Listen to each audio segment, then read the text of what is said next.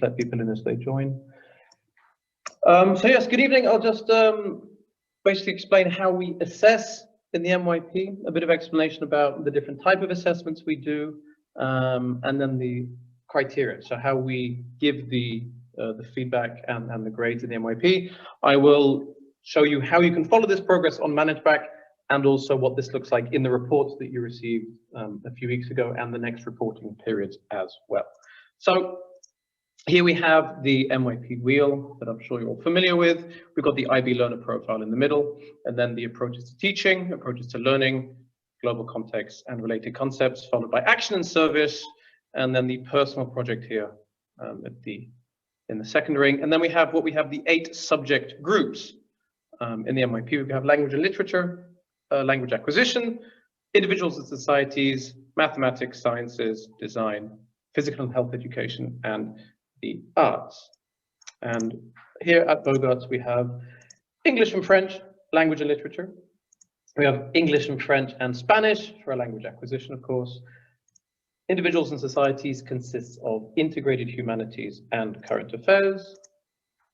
And mathematics, of course, we have standard and extended mathematics in MYP 4 and 5, where the students are grouped into a standard mathematics class, an extended mathematics class, where we prepare them for the higher levels of mathematics at the diploma program in MYP 4 and 5.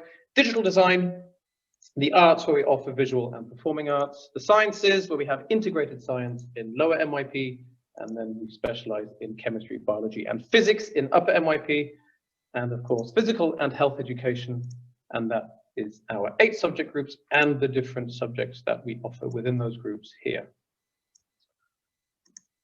So, what is assessment? Ultimately, it's the evaluation of the ability of a student using an assessment task, usually.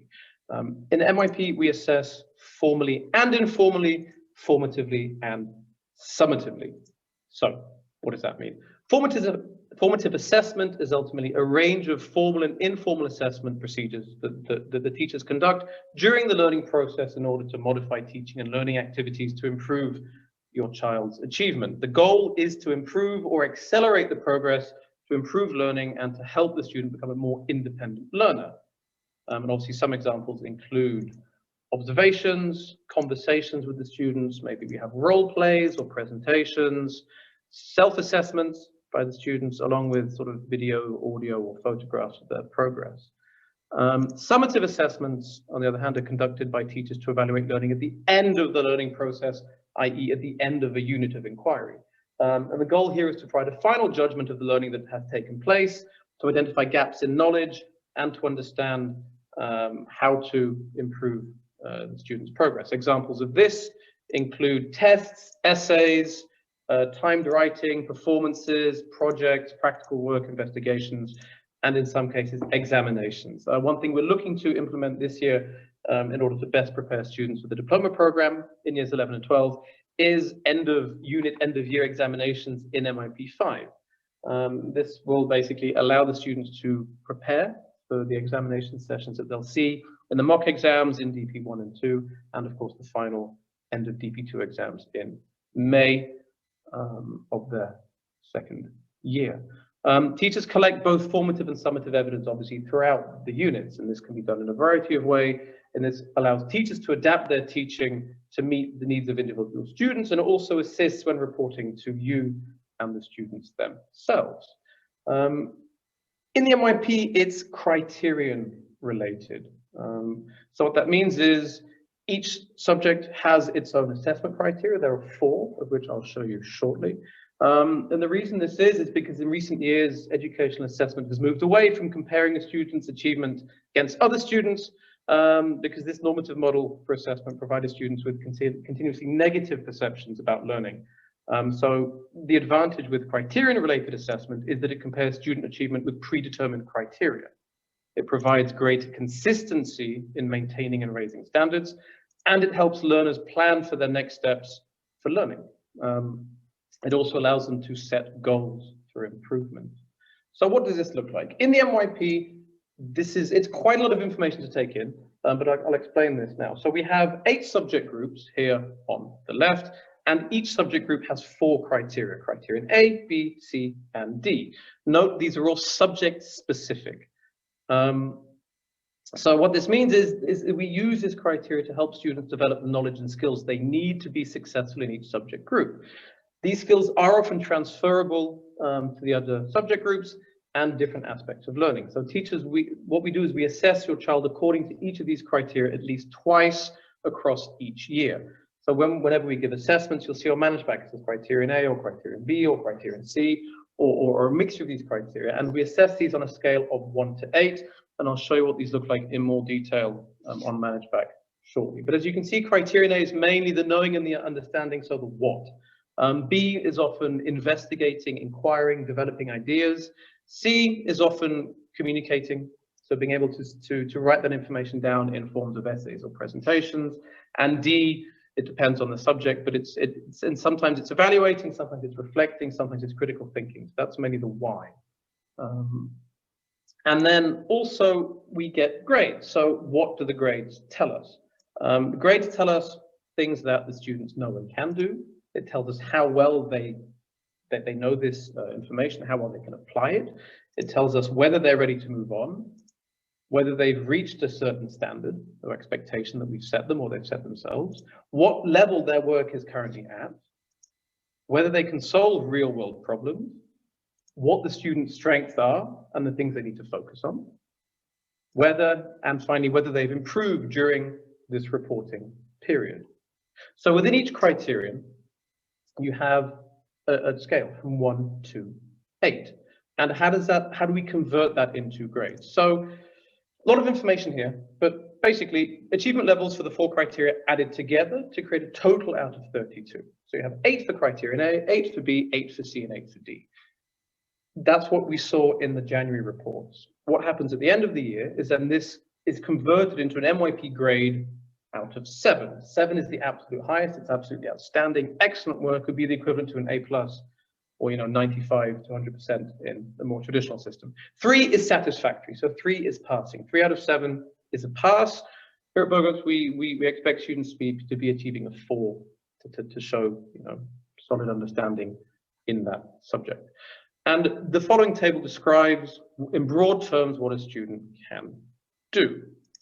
So again, a lot of information, but ultimately you'll see here that the 3 is really what's acceptable. Like I said here at Bogarts, 4 is solid, good quality work. That's what we expect for our students at the end of the year. 5 then is high quality, 6 is high quality, occasionally innovative, and then 7 is really outstanding work. So what we do is you can see here, you've got the criterion grades here added together out of 32, and they correspond to a final grade out of 7. And I'll show you what this looks like in ManageBac and in the reports in a minute. So the reporting cycle for this year, in October we had the parent-teacher conferences. In January we had the term 1 report. Coming up in March, the 23rd to 4th, Tuesday, Wednesday, will be parent-teacher conferences again. And around this time, you'll also just get a grade summary. So what we'll do there is we will give you, again, just the 4 criterion grades so that you have a rough idea of how the students, how your children have improved since the January reports. And then there'll be a final term 2 report at the end of the school year, probably just the week after we finish in June. So what does this look like and how can you see it? So if we go to ManageBac, for example, we'll start there. So this is your parent portal on ManageBac. What you have is you have all of the different classes that your student follows. This is a test student, so you can see that it's a bit of a hodgepodge of different classes. But the first thing you can see is whether they've uploaded assignments. So what's due? What have your children got next? Here you can see for this English class, this was the latest assignment. It was due yesterday. And if there's a little red clock, it means that it was late. If it's blue, it means that the assignment hasn't been uploaded yet. We're very transparent with what we do. There's a lot of information available for you on ManageBac. And if you click into the class itself, it gives you a lot more information. You have the various units of inquiry that the students are studying. You can also see the progress of your son or daughter in that current term. So at the moment we're in term 2. So there's not much yet, but this is what we've done so far. So here you can see the upcoming task. So this is a homework I have for my literature class due tomorrow. This student has already submitted it. So there's a green tick. It means it was early and it's been assessed as well. So everything is available to you. If you click there, you can see actually the task details. So these are the task instructions, just as the students see it. And you can even see the file that your son or daughter has uploaded to. And then you can also see the comment provided by the teacher here. And you can see a grade here as well. So this is criterion A, 6 out of 8. What does that mean? If you hover over the I, it gives you the wording from the criteria. So as I was saying in the presentation, this would be criterion A out of 8.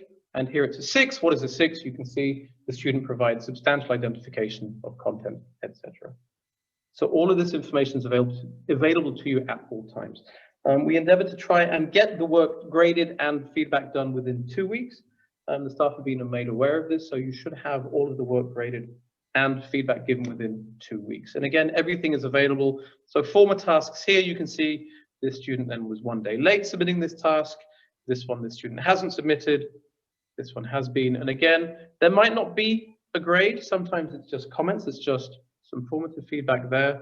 So you can see there the task and just a simple comment saying it's good work. Sometimes you might see that the teacher might leave a comment saying it's not submitted or it's just submitted.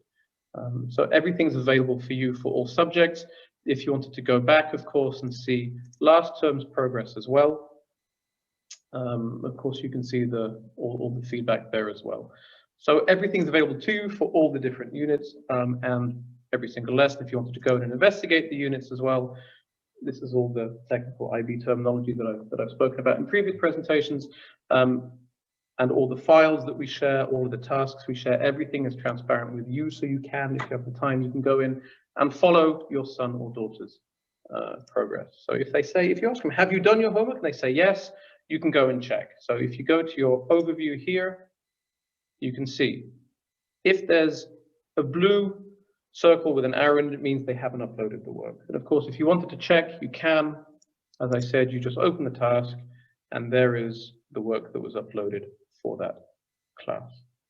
Obviously, there are other aspects to ManageBac which I'm not going to go into today. If you wanted to, we had an info session back in September, I think, or November. We did a ManageBac session. That's available to you. If you go back through the Parents Association here, you can go back to your messages here on the Parents Association, and you can look through. I'll share that link as well to follow on from this one. This session is being recorded, so everything will be available to you again.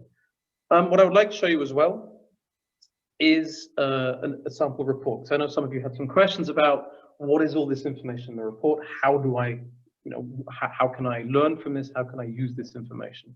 So for the reports, obviously, if you have more than one child, you can go in here and you can select the child in the school. And on the left, all the way down here, we have reports under reference. And if you click reports, you'll see this was the report generated in January. So you have access to your son's or daughter's reports. You can click it and download it, and it goes to your computer. So this is one, obviously, for a fictitious student, but it gives the same information. So here, the cover page with a nice letter from Alan and myself, the IB Learner Profile wheel with the learner profile attributes. And here, this was what you saw. This is the summary of achievement. So as you can see, we have each subject, each class that your son or daughter is currently enrolled in, and you have the 4 criterion achievement levels. Again, each criteria there is out of 8. As you can see, we also note absences and lateness. And as you go into each class in more detail, this is then the 4 criteria for every subject that I showed you as an overview. This is much more detailed on what level your son or daughter is actually at. So here, for example, it's a 5 for criterion A, a 4 for criterion B, a 5 for C, and a 4 for D, which gives a total of 18 out of 32. Then there's a comment, and then you can see here there are grade boundaries as well. On this report in term 1, we didn't give a final grade because obviously it's a report just for the term. We haven't given a final grade for that class.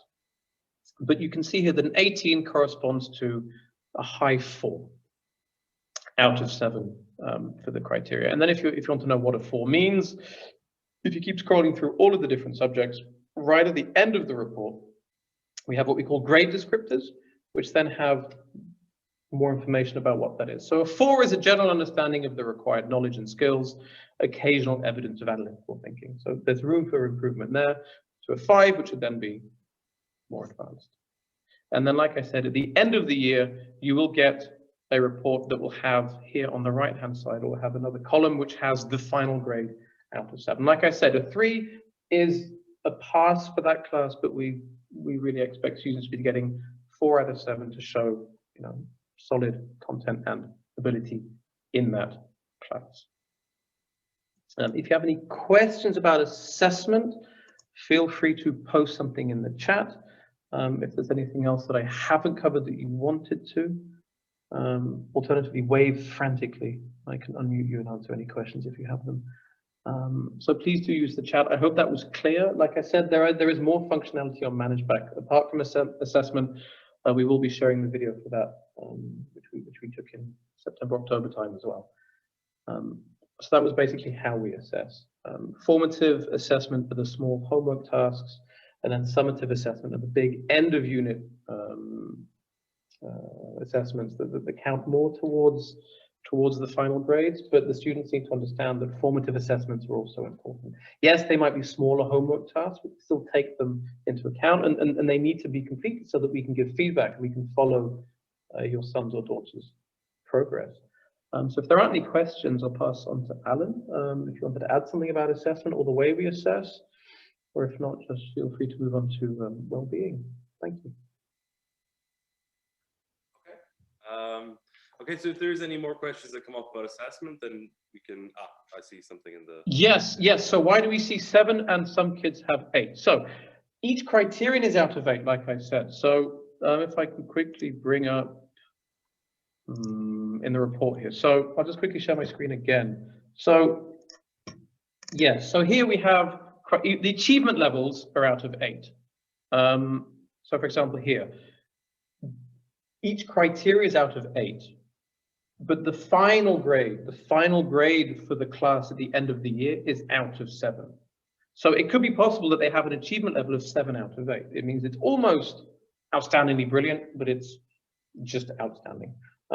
So that's why. So the criterion grade itself is out of 8, but the final grade is added. 4 times 8 is 32, and that's calculated out of 7. Yeah. And I'm just being told also that apparently as a parent, you can link the ManageBac calendar to your own calendar. So you can get notifications of when assignments are due, and you can follow that too. So I hope that, Narcissus, if that answered your question. Because in the midterm, 8 is the maximum. So you can get 8 out of 8 for each criterion. In the midterm reports, it happens that we give 8 out of 8. I'm not going to say that it's common. It's not uncommon, but obviously most students are still progressing. And one thing I will say is with the criterion is that they're assessed at, basically in the MYP you have assessment criteria at 3 levels. 1 for the end of year 6, 1 for the end of year 8, and 1 for the end of year 10. So these are the assessment criteria. They get progressively more difficult.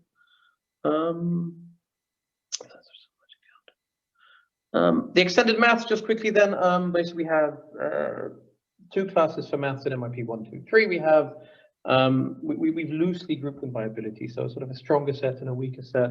And then in MYP 4 and 5, we have standard mathematics and extended mathematics. So extended mathematics would be for the students who are excelling in maths and would look to do perhaps analysis, what we call analysis and approaches at DP level. Students who would like to study maybe physics or mathematics or engineering. The students who love maths, breathe maths, live maths, who just can't get enough of it, they would generally study those topics. So we would put them in extended maths. Otherwise, standard mathematics, someone like David, for example. Standard mathematics otherwise is really just standard maths. If you don't really need maths for your studies, or you're not very good at maths, then you would just basically go to standard maths and we would help you progress as much as possible. Could you confirm that all subjects end up in ManageBac? Yes. So all subjects are in ManageBac. As you know, this year we had to experiment with semester-long classes to make use of the facilities so that everybody could use our facilities equally. So some lessons have stopped. So for example, digital design might have finished at the end of term 1. But otherwise, all classes are on ManageBac. Your sons or daughters should be enrolled. Actually, I can show you what that looks very briefly by sharing my screen again. If I go to the timetables here, obviously this is not a real account. So normally yours, there shouldn't be any gaps in your time, in your sons or daughters' timetables. They should be registered for 1, 2, 3, 4, 8, 10 classes, or about 12 classes. They're all here. So if there are any issues there, let me know, but generally your sons or daughters are enrolled for every single class, and you can follow their progress here. You can see if they were late or absent or excused here as well. Questions? I think that's it. If there's anything else, feel free to just post them and I will answer them as we go. Alan, I don't know if you've got anything else as pedagogical director, if there's anything else about how we assess. No, I mean, that sums it up. I mean, we're very much, we try as much as we can to do a lot of assessment for learning. So like the formative tasks and things like this. I mean, the reason that Mark says these are so important is because, I mean, at the end of the day, the results that we send home in the reports are simply just where your child is at that point in time. But the far more important grades are all the small grades that they get during the year that lead up to that point, because that's the progress that we want to see. And then, you know, I mean, I always think when you look at a report, you should be looking at what you want to improve in the future instead of what it looks like at the moment, what we can do together to kind of make sure that your child gets a better grade in that subject. And, you know, it's very much the IB philosophy and how we do things here is we're moving them forward with their grades as opposed to just looking at what the grades look like right now. If that makes sense. I think so. Again, if there's any other questions at any time, the teachers is usually the first point of contact. If you have any questions regarding a class, if, for example, you haven't received feedback for something, or you don't understand why the grade was given, or your son or daughter also doesn't understand, please contact the teacher first, or email me as well. Anything to do with academics, feel free to email me and the MYP, and I'll be more than happy to meet with you. And obviously your sons and daughters too, they mustn't be afraid to speak to the teachers. If there's an issue, if they're running late, for example, or if they don't understand, that they need to ask the teachers. That's what we're here for. We're here for you and we're here for your children. So that they mustn't feel afraid that if they don't understand anything at any time. But as I said, feel free to email them, email me at any time. I'm more than happy to help. We have a question regarding well-being, Alan. I'm sure you're going to cover this. Is there a student delegate who can assist a teacher council? Something maybe to discuss. Yeah, it's not in the presentation, so just to discuss that now. Each class from PYP4 up to DP2 has 2 representatives, and then every 2 weeks the representatives for the class will meet with, well, up until now it was me, but now Vero is going to take over that. She's just started this week. We met them together this week, and Vero will be taking that over on a Wednesday morning during the study club. The students that are in the student council, every 2 weeks they'll meet with Vero and they can discuss any issues they're having in classes and things like that if they wish. If that's what the question is about. If not, just please let me know and I can add to that. Okay, so if there's any other questions, I'll take them in a moment, and I'll just share with you just generally about what we're doing in the MYP in terms of well-being. Sorry. So I mean, as Mark said, as pedagogical director, I have much more of a hands-off role in terms of things. I mean, I trust Mark, Vero, and Colin. They're the experts in each of their programs, so they're the ones that will be kind of seeing your kids through things. But I'm also involved in kind of classroom observations and things like that. In terms of the Dean of Students role, it's much more hands-on role because it's a certain philosophy that we're trying to build in a certain culture we're trying to build within the school. And that's something I'd like to talk to you about today, the different initiatives we have so far and our kind of plans for the future and what we're aiming to achieve in the coming months and years in terms of well-being. So, I mean, we have a comprehensive network in place to support your, to support your child, if I can go back. So your child will be supported first by their homeroom teacher. So this is the first person they will see every morning when they come into school. It's the person that registers them. And then they have 2 meetings with they have 2 lessons with their homeroom teacher as well on a Tuesday and a Thursday. These we're currently working on the curriculums for these, but they look at lots of well-being issues. Some of them will be presentations, some of them the students will be working on things, but they're intended as kind of, in the British system, it's called PSHE. It's something that's exists in lots of different countries, and it's basically just that 45 minutes twice a week where they look at well-being. It's also in older years, they look at things like organization, they look at exam strategies and things like this, but it's also something where they can look at bullying, relationships with peers, friendships, all these kind of issues are dealt with in that as well.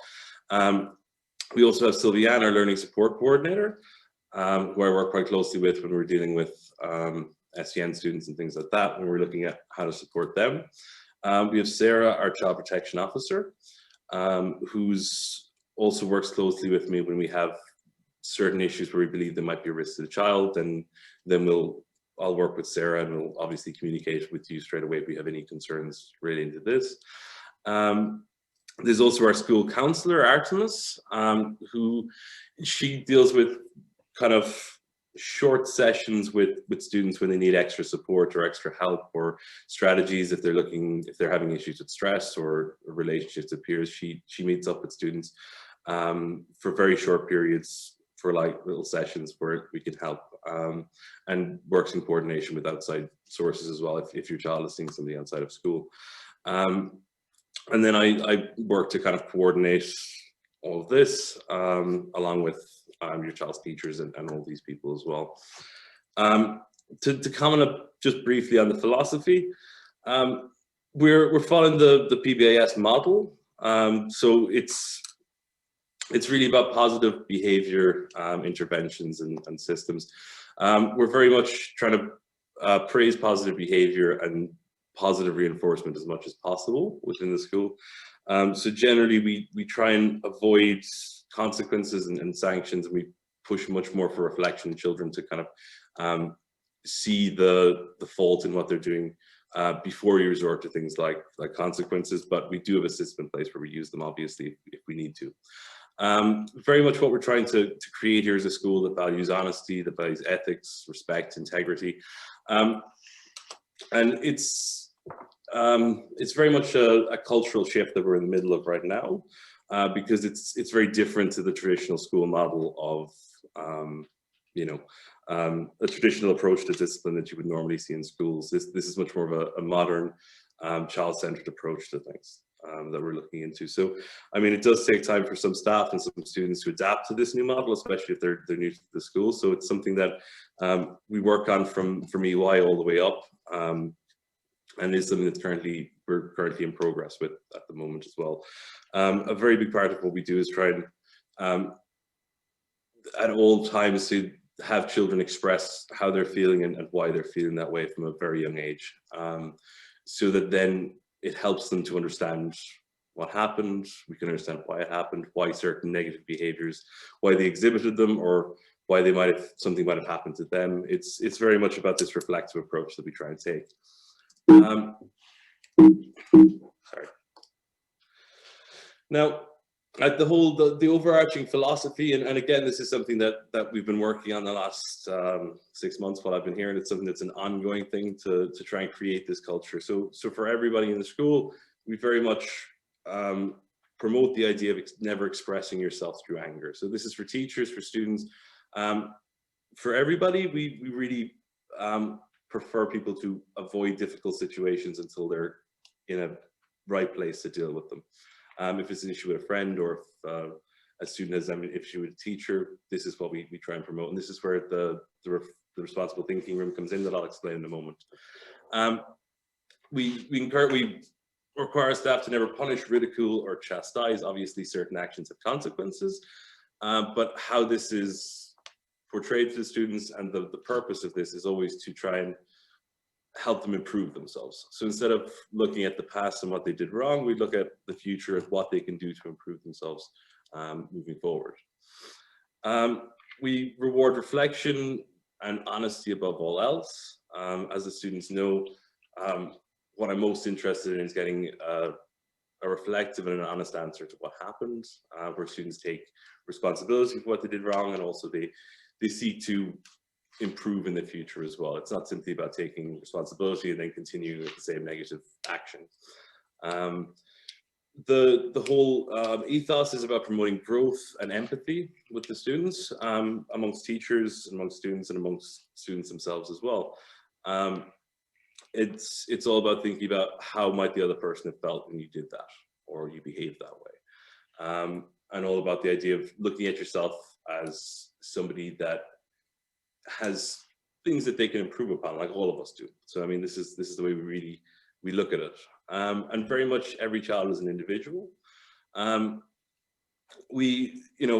approach is very much the consistency is really important, and every negative behavior has to be treated the same way.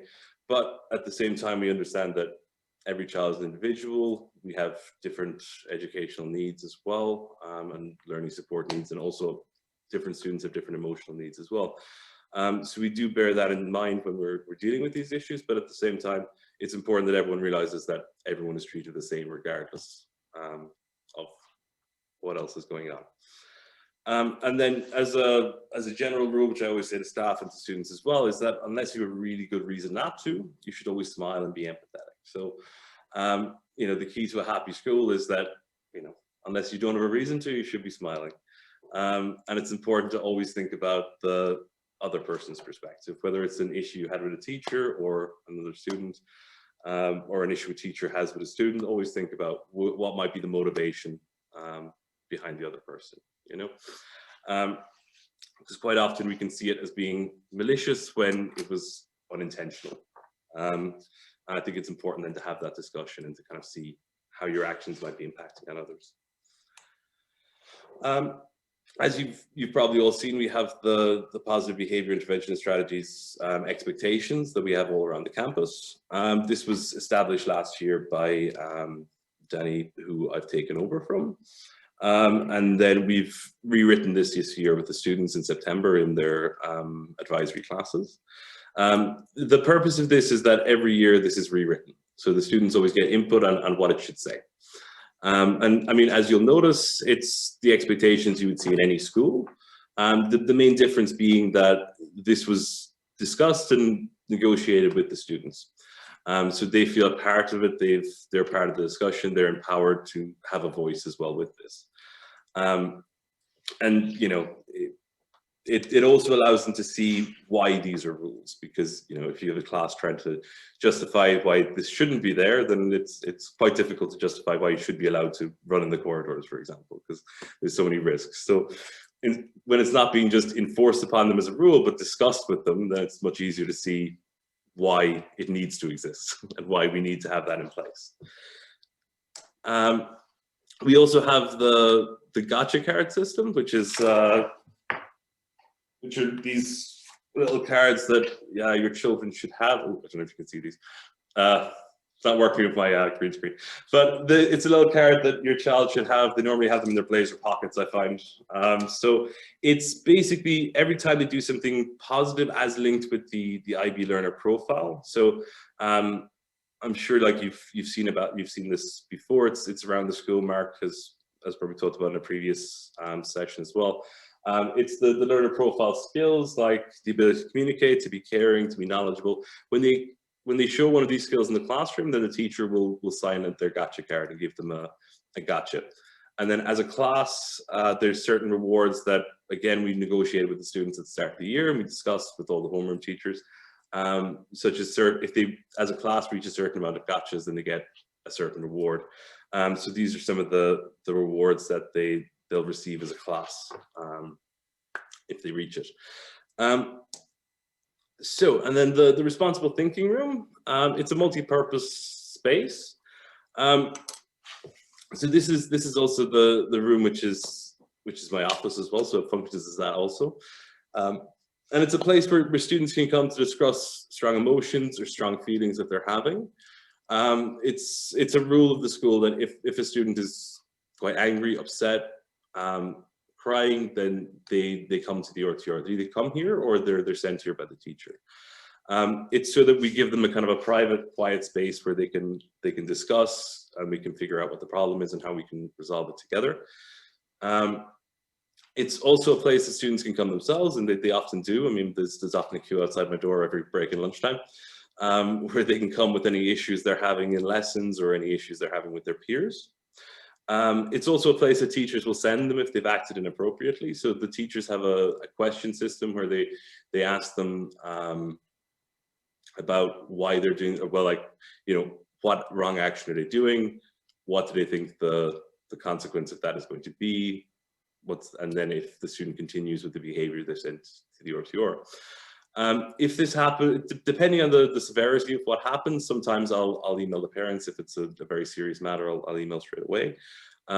If it's the case that they've been sent by the same teacher more than once, then they sign a contract in the RTR that we write up together. I write it up with them. And then they sign this, and then they bring it to the teacher to sign it as well. So it's basically just a contract to say what they'll do in the future to kind of improve this. So it's a formalizing of the discussion that we have. And then it's just also a place where they can come to seek advice, seek support, or a person to talk to about emotional needs. So in that case, then, I mean, sometimes I'll speak to the students myself. Sometimes I will recommend Artemis, or I'll recommend Sylviane, to help and to provide extra emotional support if we feel that the child needs it. And again, if there's anything serious, we will of course contact you as well and let you know. We always encourage the children to speak about, you know, everything that happens in school, to express this, you know, at home, as you know, I've said the newsletter a few times as well. The concept of having weekly family meetings and things where you discuss what's happening, how you're feeling, and things like this, and how things are going, I think are really important. And of course, we will contact you as well if we feel the need to.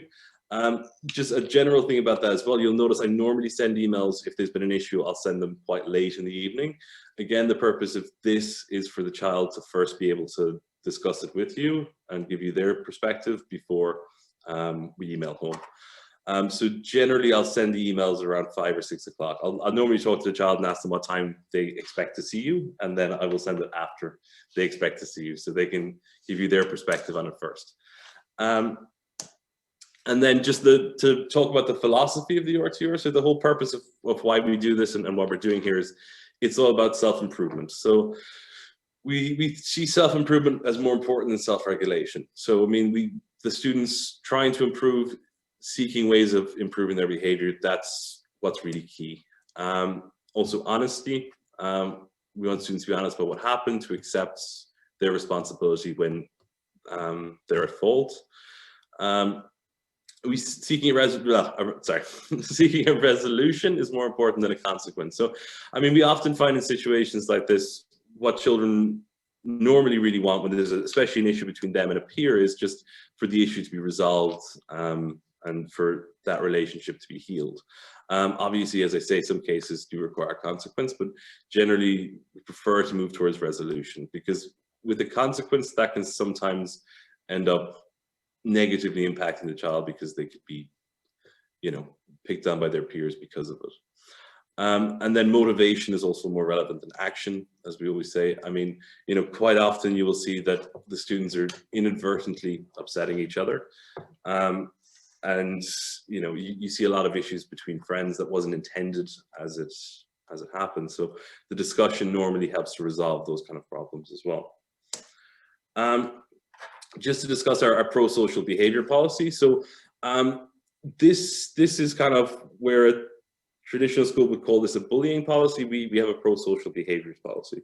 The reason for this, I mean, like my own kind of educational interest was in this, and I mean, my own master's degree from UCL, I looked at bullying, like research papers and things like this, and worked with some of the kind of leading experts in the field. So this is very much where I see things as as going with in terms of bullying. And the first step is avoiding that word, because it generally tends to make the problem worse. So instead, what we look at is a targeted discussion with the student about what they experienced. So what happened to them, and then why they think it might have happened to them. Then a discussion with the student that did this to them separately. Depending, then it will lead to a mediation. In certain cases, the student doesn't feel comfortable with the mediation, the student that had it happen to them. And in this case, we don't always have it happen. It's the student's choice if they want to engage in this mediation or not. We don't force it. And then the fourth step would be that the parents will be called and notified about the behavior. And then if it comes to it, we have in-school reflections, which are, again, similar to what would be called an in-school suspension, but they do their work in the RTR, and then they have some reflective tasks to do for me as well. The reason that we prefer to do these in school is because, you know, as a parent, you'll assumedly be at work. It's difficult to kind of manage this at home. So we prefer to kind of keep it in school so that we can ensure the child is reflecting on what happened and what they've done wrong. And then we also have further steps if necessary, and if it's deemed appropriate. Just to talk as well about student wellbeing and support. Again, the system is constantly evolving and changing as we go through the year. At the moment, just to comment briefly on PYP, we have this the idea of rainbow time, and it's something that I'm seeing how we could introduce in the MYP, but there's certain risks of introducing the MYP. So it's something that will come once we're further down, changing the kind of overall culture of the school. So basically, how rainbow time works is in the morning, the students have an opportunity to discuss any feelings that they're having at that time. So sometimes they'll just be happy, like, you know, they were happy because it was snowing. So a lot of the students talked about that when I went in, or they might say they're feeling, you know, a bit tired or something like this. But it's just a way of them opening up about how they're feeling to the rest of the class in the morning. And that's something that we really try and promote throughout, is students expressing how they're feeling and why they think they might be feeling that way. I mean, they're not always able to articulate it, but the more that we press for this in younger years, the more that you find students get far better at being able to discuss and reflect on why they think something happened. And again, this reflection has a huge impact on them academically as well, because most of their subjects require this type of reflection, this type of inward kind of self-thought. So to be able to do this is also beneficial for academically as well as socially. And then, as I said before, we have advisory periods in the MYP and the DP. So some of these do focus on things like organization and exam techniques, especially in DP, but they also look at things like social relationships between their peers and things. We also have anonymous comment boxes. So these exist in they exist as a link on ManageBac in your child's homeroom. If your child is not sure where they are or has any issues with them, please tell them to speak to me or to speak to their advisory teacher, because they're available for all the children there. How this works is it takes them to a Google form that they can write if they're having an issue with somebody, or if they're having any kind of problems they're having. The benefit of them is that the student doesn't have to, you know, come and speak to somebody directly, doesn't have to admit that they're the person having the problem.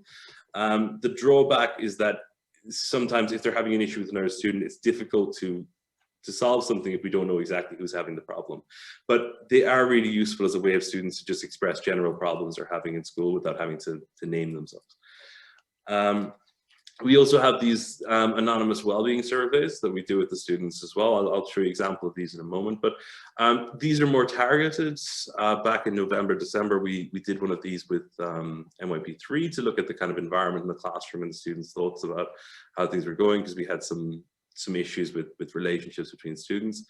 And then we've just recently done one with MYP5, where we looked at gender and things and seeing if there was an issue with how people were treated due to their gender in the class. So it's something that's ongoing. If students raise concerns like this with me and they feel like it's more of a cultural thing across the year group, then I will just do a well-being survey and ask the whole class. Again, it allows the student that comes to tell me about an issue they feel like a lot of people are having.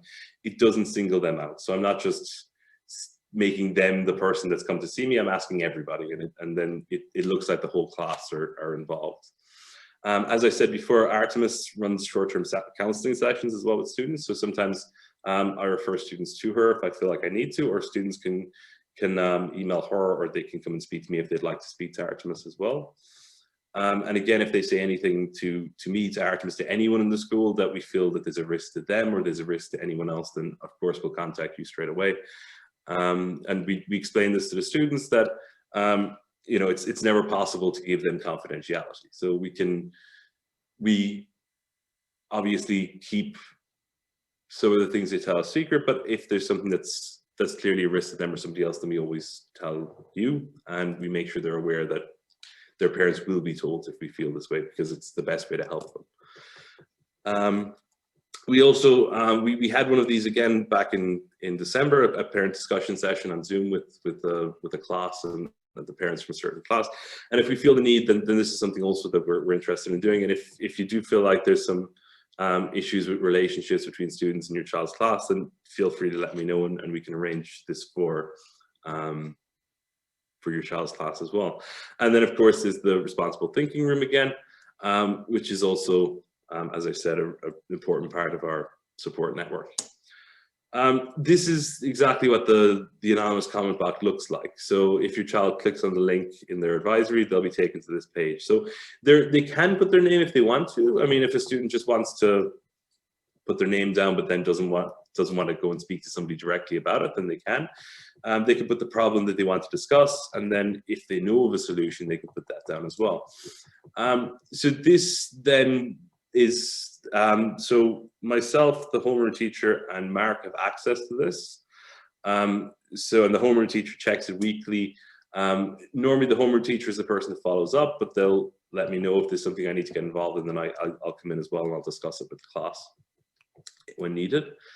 And then these are just two examples of two of the questionnaires that we asked. So the first one was with MYP5, because we were hearing some concerns about the way some of the boys were acting, and we just wanted to nip it in the bud. And then the other one was, we asked the other one with multiple classes in the MYP, just to kind of get a general overview of how people felt things were going in their classroom.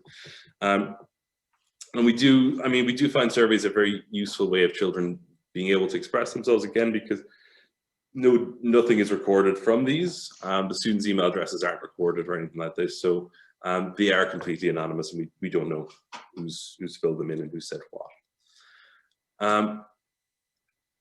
Then just to speak about this as well, I mean, COVID has had a significant effect on the way things are going. I mean, I started here in September, and I had numerous conversations with staff about whether it was normal for the students to be so anxious and stressed, and for little things to kind of blow up as often as they have seemed to in the last 6 months. And it very much is something that's related to COVID. I mean, if you research this, if you read what psychologists are saying, it's having a massive impact on all of us, but especially so for teenagers. And also, I've just been in a discussion with the heads of the other international schools in Brussels as well, and this is clearly an issue that we're seeing in lots of different schools.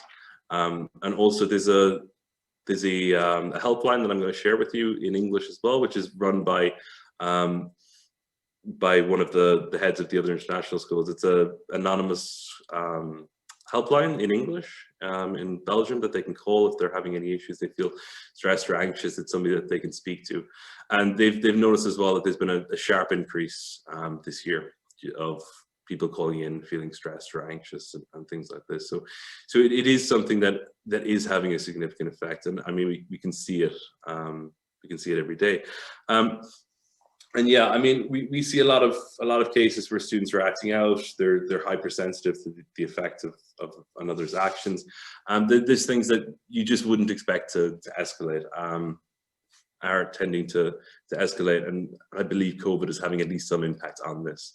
And also, I mean, it's very important to remember that students are deprived of all the kind of sources of release that they would normally have. So they don't have sports, they can't do anything in school. I mean, PE, they're going for walks now, but we still don't have the football pitch. We don't have any kind of strenuous activity or exercise.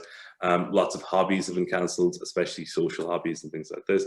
And they've lost their opportunities to socialize outside of school. So like in many ways, school has become a kind of an environment where, for lack of a better word, they feel a little trapped because they can't really go and play sports like they normally would.